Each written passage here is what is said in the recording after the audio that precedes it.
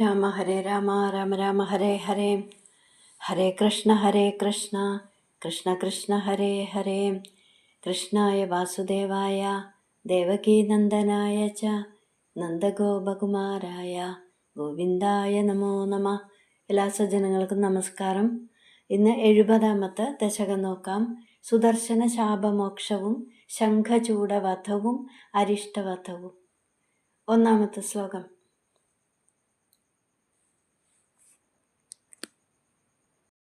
ഇതി ത്വയി രസാകുലം രമിതവല്ലഭേ വല്ലഭാ കഥാപി പുരമംബികാ കമിതുരംബികാ കാനനെ സമേത്യ ഭവതാ സമം നിശേവ്യ ദിവ്യോത്സവം സുഖം സുഷുപുരഗ്രഹീത് വ്രജപമുഗ്രനാഗസ്തദാ.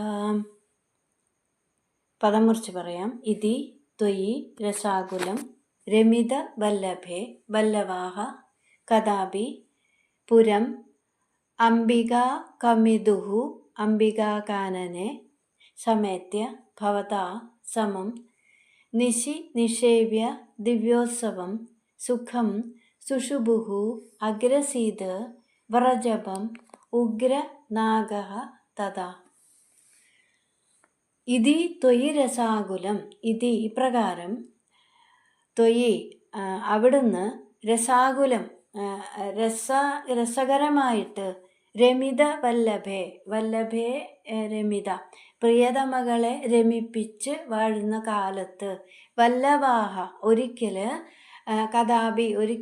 വല്ലവാഹ ഗോപന്മാര് അംബികാകാനനെ അംബികാ വനത്തിലുള്ള അംബിക കമിതുഹു അംബിക കമിതു എന്ന് പറഞ്ഞാൽ അംബിക എന്ന് പറയുമ്പോൾ പാർവതിയുടെ ഭർത്താവ് എന്ന് പറയുമ്പോൾ ശിവൻ.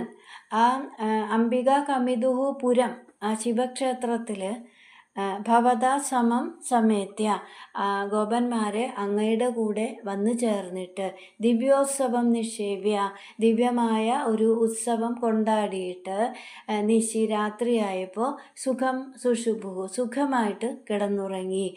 തഥാ ആ ഉറങ്ങുന്ന സമയത്ത് ഉഗ്രനാഗഃ വ്രജപം അഗ്രസീത് ഭയങ്കരനായ ഒരു നാഗം ഒരു പെരുമ്പാമ്പ് നന്ദഗോപരെ പിടിച്ച് വ്രജപം നന്ദഗോപരെ അഗ്രസീത് പിടിച്ച് വിഴുങ്ങാൻ തുടങ്ങി. അങ്ങനെ ഗുരുവായൂരപ്പ മേൽപ്പത്തൂര് പറയാണ്, ഗുരുവായൂരപ്പ അവിടുന്ന് വളരെ രസകരമായിട്ട് ആ ഗോപികമാരെയെല്ലാം രമിപ്പിച്ച് കഴിയുന്ന ആ കാലത്ത് ഒരിക്കൽ ഗോപന്മാർ അംബികാവനത്തിലുള്ള ശിവക്ഷേത്രത്തിൽ അങ്ങയോടുകൂടിയിട്ട് ദിവ്യമായ ഒരു ഉത്സവം കൊണ്ടാടി. അങ്ങനെ ആ രാത്രിയായപ്പോൾ അവർ അവിടെ തന്നെ സുഖമായിട്ട് കിടന്നുറങ്ങി. ആ സമയത്ത് ഒരു പെരുമ്പാമ്പ് അവിടെ വന്നിട്ട് നന്ദഗോപരെ പിടിച്ച് വിഴുങ്ങാൻ തുടങ്ങി. 2-ാമത്തെ ശ്ലോകം.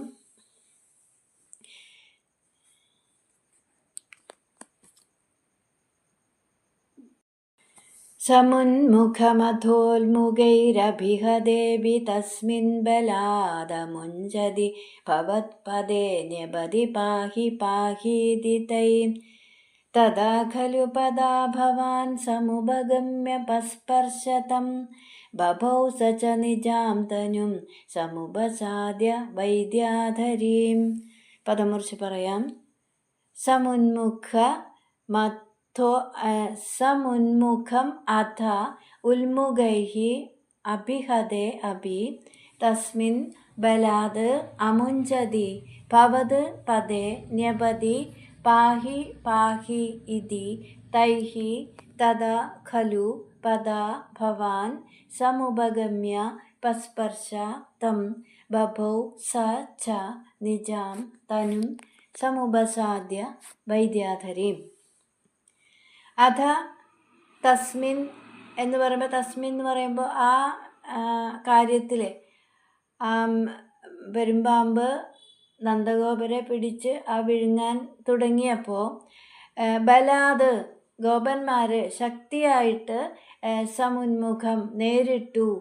ഉൽമുഖൈഹി അഭിഹതേ അഭി, ഉൽമുഖൈഹി തീക്കൊള്ളി കൊണ്ട്, അഭിഹതേ അഭി അടിച്ചിട്ടും കുത്തിയിട്ടും ഒന്നും തന്നെ അമുഞ്ചതി അവൻ പിടിവിട്ടില്ല. തൈഹി പാഹി പാഹി ഇതി ഭവത്പദേ ന്യപതി, ആ സമയത്ത് അവര് ഗോപന്മാരെ രക്ഷിക്കണേ രക്ഷിക്കണേ എന്ന് പറഞ്ഞിട്ട് ഭവത്പദേ ന്യപതി അങ്ങയുടെ കാൽക്കൽ വീണു. തഥാ അപ്പോൾ ഭവാൻ ഖലു ഭഗവാനെ അങ്ങാവട്ടെ സമുപഗമ്യ അവിടെ പെട്ടെന്ന് തന്നെ അവരുടെ അടുത്തെത്തിയിട്ട് പദാതം പസ്പർശ തൃക്കാൽ കൊണ്ട് ആ നാഗത്തെ ഒന്ന് തൊട്ടപ്പോൾ സഹ നിജാം സഹ ആ പെരുമ്പാമ്പ് നിജാം വൈദ്യാധരീം തനും സ്വന്തമായ വിദ്യാധര രൂപത്തെ തനും ആ സ്വരൂപം വിദ്യാധര സ്വരൂപത്തെ ആസാദ്യ സമുപാസാദ്യ പ്രാപിച്ചിട്ട് ബഭൗച്ച ശോഭിച്ചു.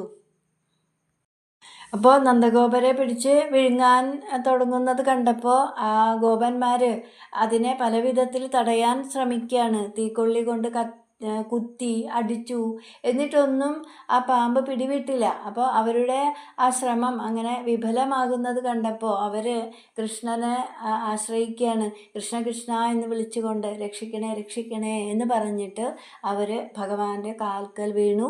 അപ്പോൾ ഭഗവാൻ അവിടെ എത്തിയിട്ട് ആ പാമ്പിനെ ഒന്ന് തൊട്ടു എന്നാണ്. ഒന്ന് തൊട്ടപ്പോൾ തന്നെ ആ പെരുമ്പാമ്പ് ഒരു വിദ്യാധരൻ്റെ രൂപത്തെ പ്രാപിച്ചു. ഇനി മൂന്നാമത്തെ ശ്ലോകം. സുദർശനധര പ്രഭോ നനു സുദർശനാഖ്യോസ്മ്യഹം മുനീൻ ക്വചിതുപാഹസം തൈഹ മാം വ്യധുർവാഹസം ഭവത്പദസമർപ്പണാദമലതാം ഗതോസ്മീത്യസൗ സ്തുവൻ നിജപദം യയൗ വ്രജപദം ച ഗോപാമുദാ. പദമുറിച്ച് പറയാം. സുദർശനധര പ്രഭോ നനു സുദർശന ആഖ്യഃ അസ്മി അഹം സുദർശനാഖ്യോസ്മ്യഹം മുനീൻ ക്വചിത് ഉപാഹസം ത ഇഹ മാം വ്യതുഃ വാഹസം ഭവത് പദ സമർപ്പണാത് അമലതാം ഭവത്പദസമർപ്പണാദമലതാം ഗതഃ അസ്മി ഇതി അസൗ ഗതോസ്മീത്യസൗ സ്തുവൻ നിജപദം യയൗ വ്രജപദം ച ഗോപാ മുദാ. ഹേ സുദർശനധര പ്രഭോ, അല്ലയോ സുദർശന ചക്രം ധരിച്ച ഭഗവാനെ, അഹം സുദർശനാഖ്യ അസ്മി നനു, ഞാൻ സുദർശനെന്ന് പേരുള്ളവനാകുന്നു. അസ്മി ആകുന്നു, അഹം അസ്മി ഞാൻ ആകുന്നു, സുദർശൻ എന്ന പേരുള്ളവനാകുന്നു. ക്വചിത് മുനീൻ ഉപാഹസം, ക്വചിത് ഒരിക്കൽ, മുനീൻ മഹർഷിമാരെ എന്ന് പറയുമ്പോൾ അങ്കിരസ് മഹർഷിമാരെ ഞാൻ പരിഹസിച്ചു. തേ മാം ഇഹ അവർ എന്നെ ഇവിടെ, ഇഹ ഇവിടെ, വാഹസം വ്യതുഹു പെരുമ്പാമ്പാക്കി വിട്ടു. ഭവത് പദ സമർപ്പണത് അങ്ങയുടെ കാൽ തൊട്ടതുകൊണ്ട്, അമലതാം ഗതഃ അസ്മി ഇപ്പോൾ ഞാൻ നിർമ്മലനായി തീർന്നു. ഇതി അസൗ സ്തുവൻ ഇങ്ങനെ സ്തുവൻ സ്തുതിച്ചുകൊണ്ട്, അസൗ ഇവൻ, നിജപദം യയൗ സ്വന്തം സ്ഥാനത്തിലേക്ക് സ്വസ്ഥാനത്തേക്ക് പോയി. ഗോപഹ മുദ ഗോപന്മാര് സന്തോഷത്തോടു കൂടിയിട്ട് വ്രജപദം ച അമ്പാടിയിലേക്കും. ഇവിടെ എന്നിട്ട് ആ പെരുമ്പാമ്പ് വിദ്യാധര സ്വരൂപം ധരിച്ചിട്ട് ഭഗവാനോട് പറഞ്ഞു, അഹം സുദർശനാഖ്യഃ അസ്മി, ഞാൻ സുദർശനൻ എന്നു പേരുള്ളവനാണ്. ഒരിക്കൽ അങ്കിരസ് മഹർഷിമാരെ പരിഹസിച്ചപ്പോൾ അവർ ശപിച്ച് എന്നെ ഒരു പെരുമ്പാമ്പാക്കി. ഇപ്പോൾ അങ്ങയുടെ പാദസ്പർശം ലഭിച്ചതുകൊണ്ട് ഞാൻ പരിശുദ്ധനായി. ഇങ്ങനെ സ്തുതിച്ചുകൊണ്ട് ആ സുദർശനൻ സ്വസ്ഥാനത്തേക്ക് തിരിച്ചുപോയി. ഗോപന്മാർ സന്തോഷത്തോടെ അമ്പാടിയിലേക്കും മടങ്ങി. അപ്പോൾ ഇവിടെ സുദർശനൻ ഒരു ഗന്ധർവനായിരുന്നു. സൗന്ദര്യം കൊണ്ട് അഹങ്കരിച്ച് നടന്ന ആ ഗന്ധർവൻ ഒരിക്കൽ വിമാനത്തിലിരുന്ന് സഞ്ചരിക്കുന്ന സമയത്ത് അങ്കിരസിൻ്റെ വംശത്തിൽ ജനിച്ച മഹർഷിമാരെ കാണുകയാണ്.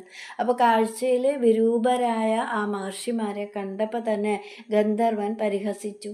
അപ്പോൾ നിഗ്രഹാനുഗ്രഹ ശക്തിയുള്ള മഹർഷിമാർ അപ്പോൾ തന്നെ സർപ്പയോനിയിൽ ജനിക്കട്ടെ എന്ന് ശപിച്ചു. അടുത്തത് 4-ാമത്തെ ശ്ലോകം. കഥാപി ഖലു സീരിണാ വിഹരതി ത്വയി സ്ത്രീജനൈർജഹാര ധനദാനുക സകില ശംഖചൂഡോബലാം അതിദ്രുതമനുദ്രുതസ്തമധമുക്തനാരീജനം രുരോജിത ശിരോമണിം ഹലഭൃദേ ച തസ്യാദദാഹ. പദമുറിച്ച് പറയാം. കഥാപി ഖലു സീരിണ വിഹരതി ത്വയി സ്ത്രീജനൈഃ ജഹാര ധനദാനുഗഃ സ കില ശംഖചൂഡോബലാഃ അതിദ്രുതം അനുദ്രുതഃ തം അഥ മുക്തനാരീജനം രുരോജിത ശിരോമണിം ഹലഭൃദേ ച തസ്യ അദദാഹ.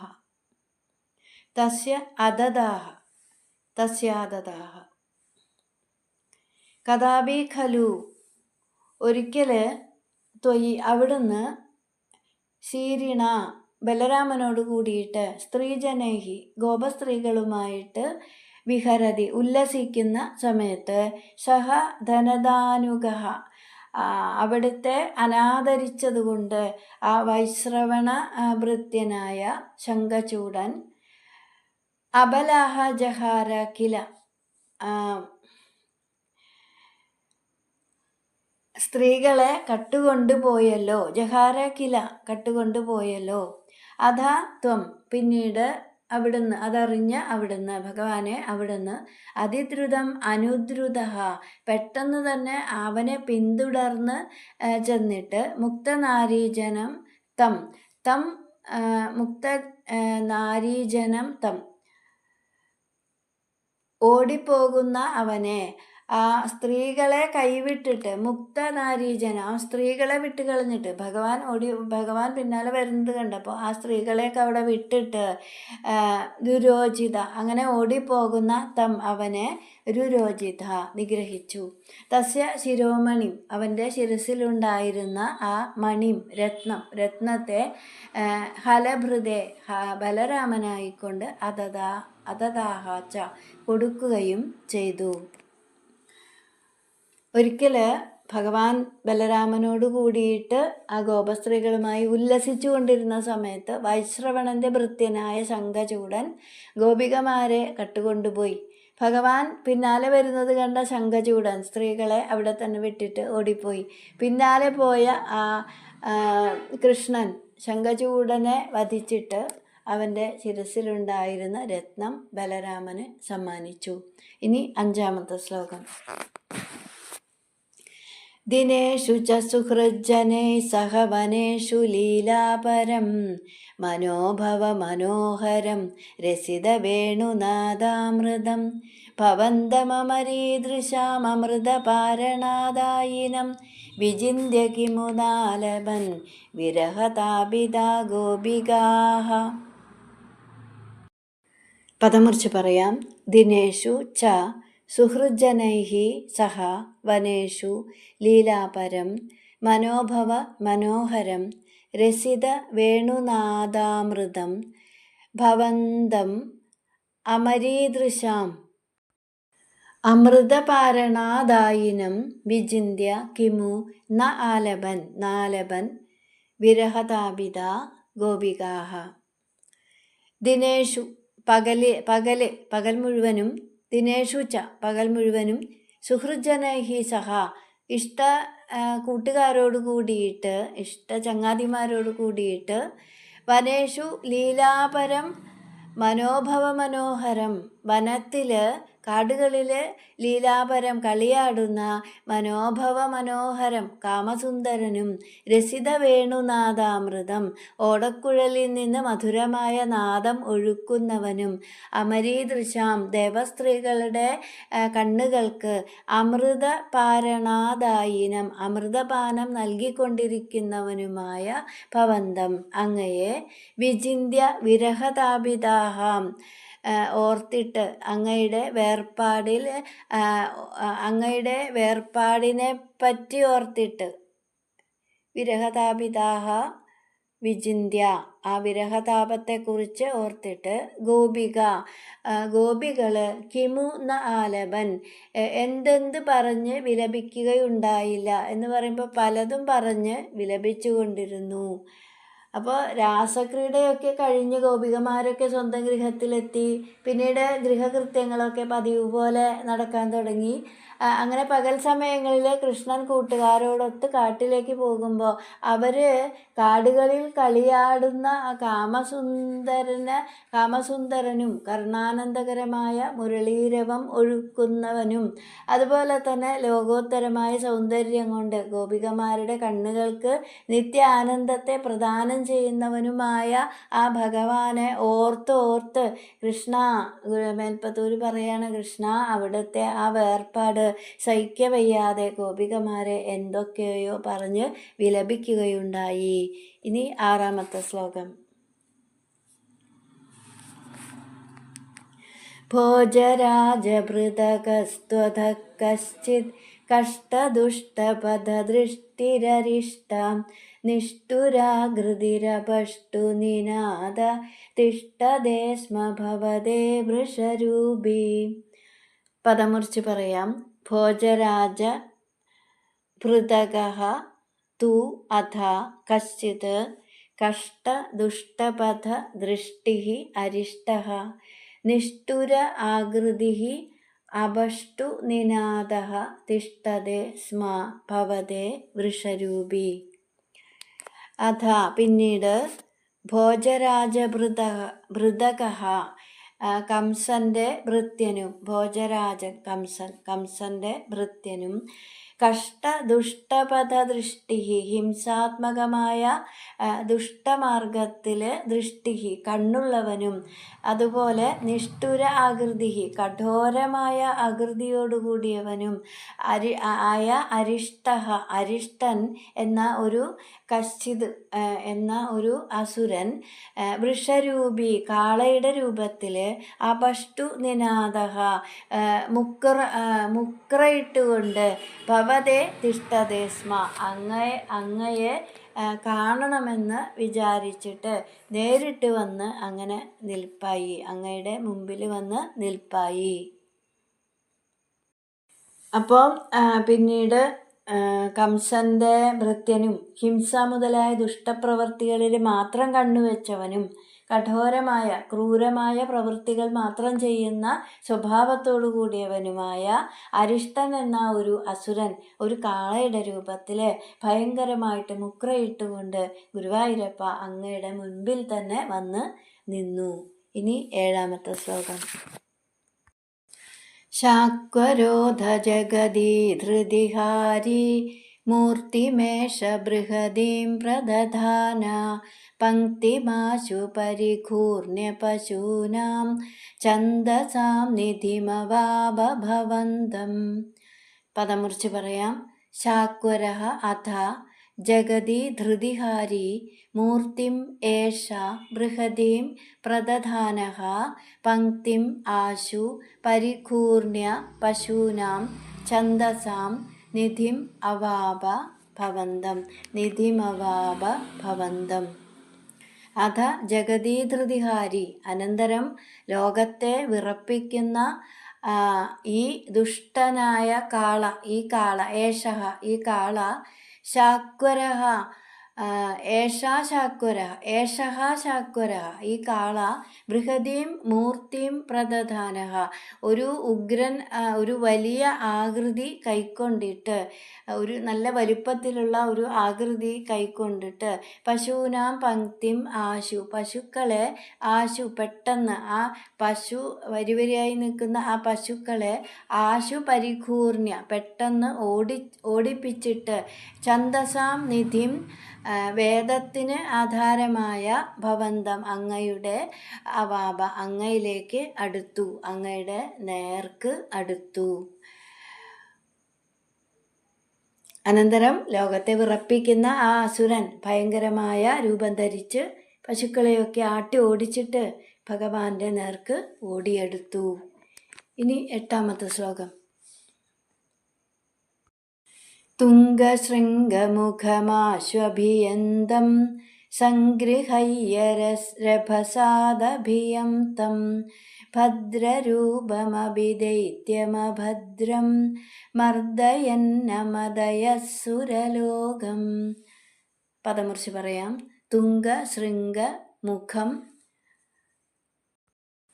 ആശു അഭിയന്തം തുംഗശൃംഗമുഖമാശ്വഭിയന്തം സംഗൃഹയ്യ രഭസാദ് അഭിയം രഭസാദഭിയം തം ഭദ്രരൂപം അഭി ദൈത്യം അഭദ്രം മർദ്ദയൻ അമദയഃ സുരലോകം.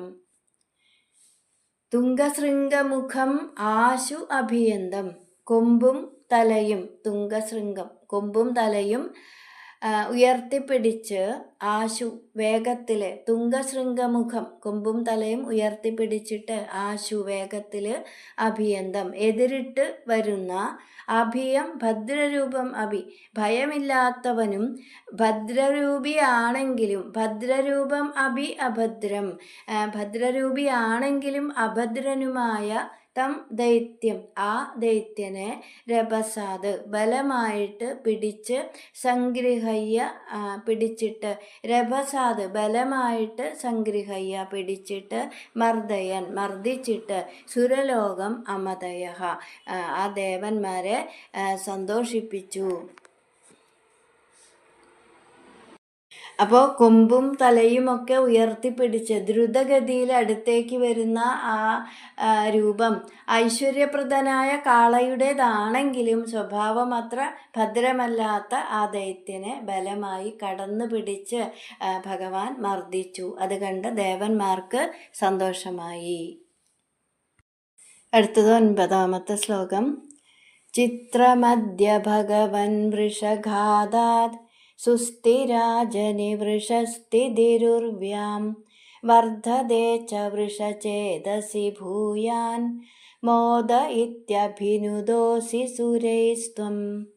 പദമുറിച്ച് പറയാം. ഹേ ഭഗവൻ ഗുരുവായൂരപ്പ, അദ്യ ഇപ്പോൾ വൃഷഘാതാത് വൃഷത്തെ കൊന്നതുകൊണ്ട് ഉർവ്യാം വൃഷസ്ഥിതി സുസ്ഥിര അജനി ഭൂമിയിൽ ഉർവ്യാം ഭൂമിയിൽ വൃഷസ്ഥിതി ധർമ്മത്തിൻ്റെ നിലനിൽപ്പ് വൃഷസ്ഥിതി ധർമ്മത്തിൻ്റെ നിലനിൽപ്പ് സുസ്ഥിര അജനി നല്ല ഉറപ്പുള്ളതായി തീർന്നു.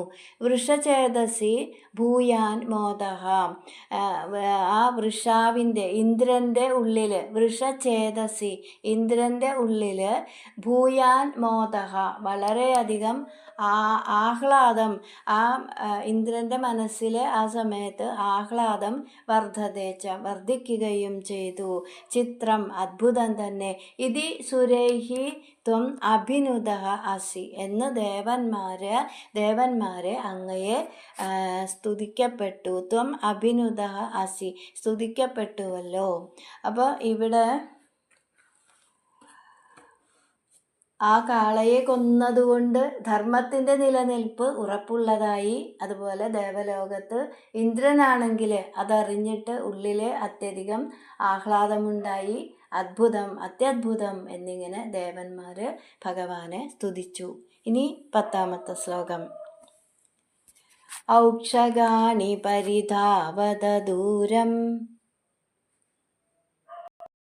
വീക്ഷതാമയമിഹോക്ഷവിഭേദി ഇത്തമാത്തഹസിതൈ സഹ ഗോപൈർഗേഹഗസ്ത്വമവവാദപുരേശാം. പദമുറിച്ച് പറയാം. ഔക്ഷഗാണി പരിധാവത ദൂരം വീക്ഷ്യതാം അയം ഇഹ ഉക്ഷവിഭേദി വീക്ഷതാമയമിഹോക്ഷവിഭേദി ഇത്തം ആത്തഹസിതൈഃ സഹ ഇത്തമാത്തഹസിതൈഃ സഹ ഗോപൈഃ ഗേഹഗഃ ത്വം അവ ഗേഹഗസ്ത്വമവ പാദപുരേശ. ഹേ ഔക്ഷഗാണി, ഏയ് കാളകളെ, ദൂരം പരിധാവത, നിങ്ങൾ ദൂരെ ഓടിപ്പോയിക്കോളൂ. അയം ഇഹ, ഇവിടെ ഇതാ ഉക്ഷവിഭേദി വീക്ഷ്യതാം, ഒരു കാളയെ, ഇത് കാളയെ കൊല്ലുന്നവനാണ്. വീക്ഷ്യതാം, നോക്കൂ. ഇത്തം ആത്തഹസിതൈഹി ഗോപൈഹി സഹ, എന്നിങ്ങനെ പരിഹസിച്ച് ചിരിക്കുന്ന ആ ഗോപന്മാരോട് കൂടിയിട്ട് ഭവനത്തിലേക്ക് മടങ്ങിപ്പോയ ഗേഹഗഹ ത്വം, ഭവനത്തിലേക്ക് മടങ്ങിപ്പോയ ത്വം, അവിടുന്ന്, ഹേ വാദപുരേശ, ഗുരുവായൂരപ്പ, അവ രക്ഷിക്കണേ. അപ്പോൾ കാളയുടെ രൂപത്തിൽ വന്ന അരിഷ്ടാസുരനെ വധിച്ചത് കണ്ടപ്പോൾ ഗോപന്മാർ അവിടെയുള്ള കാളകളോട് ചിരിച്ചുകൊണ്ട് പറയുകയാണ്, ദേ ഇയാള് കാളകളെ കൊല്ലുന്ന ആളാണ്, സൂക്ഷിക്കണം. അപ്പോൾ കുട്ടികൾ അങ്ങനെ പരിഹസിച്ച് പറയുമ്പോഴും ഭഗവാൻ നോക്കിയത് അവരുടെ പരിഹാസ വാക്കുകളല്ല, അവരുടെ ചിത്തശുദ്ധിയാണ്. അപ്പോൾ ഭഗവാന് വേണ്ടത് ഒന്ന് മാത്രമാണ്, ഭക്തരുടെ മനസ്സ്. ഇവിടെ മേൽപ്പത്തൂർ പറയുന്നു, അങ്ങനെ പരിഹസിച്ച് ചിരിക്കുന്ന ഗോപബാലന്മാരോട് കൂടിയിട്ട് ഭഗവാൻ ഭവനത്തിലേക്ക് തിരിച്ചുപോയി. അങ്ങനെ ഗുരുവായൂരപ്പ എന്നെ രക്ഷിക്കണേ എന്ന പ്രാർത്ഥനയോടെ മേൽപ്പത്തൂർ 70ാമത്തെ ദശകം സമർപ്പിക്കുന്നു. ഹരേ കൃഷ്ണ.